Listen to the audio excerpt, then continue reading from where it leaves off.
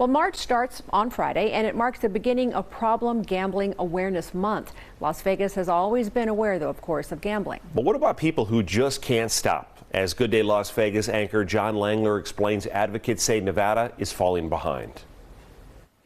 I don't want anybody to ever suffer the way I did. This is Elizabeth Evans's office. I turned to drugs, alcohol, and problem gambling. It's a long way from the darkness that brought her here. I was on the streets for about 4 years, so I lost everything, basically. Evans is learning to become an addiction therapist at the International Problem Gambling Center.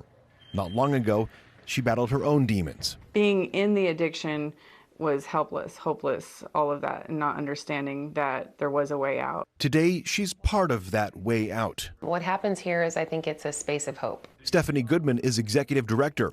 As gambling becomes more accepted and accessible, her staff are seeing more patients. We're kind of on the precipice of an epidemic if we don't really start taking care of it now and letting people know that they can get help. Gambling in Nevada has never been more profitable. In December, Gaming Control reported a record $1.4 billion in revenue. In all of 2023, the state brought in nearly $11 billion. But while the casino industry moves forward, resources for gambling addiction have not kept up. It's a pretty lonely feeling to have a gambling addiction. Ted Hartwell is with the Nevada Council on Problem Gambling.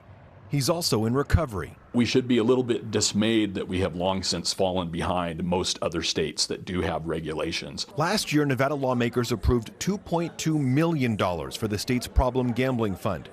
But even the state's own reports acknowledge investment in counseling falls well behind several other states. We are still probably funded in this state less than half what we need to accomplish what the state's own strategic plan is. Everybody talks about F1, Super Bowl, all of these gaming revenues. The state needs to do better to say, okay, we need to make sure that we're carving out a piece of that to help people that have a problem. Money would go towards treatment. It would also help with awareness.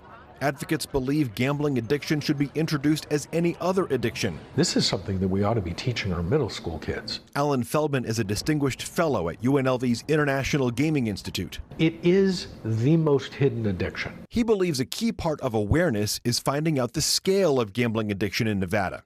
The only problem, the last major study was more than 20 years ago. What we don't know about problem gambling, I have to believe, is significantly, in its own way, as big or bigger than what we do know. Casino companies contribute to problem gambling services.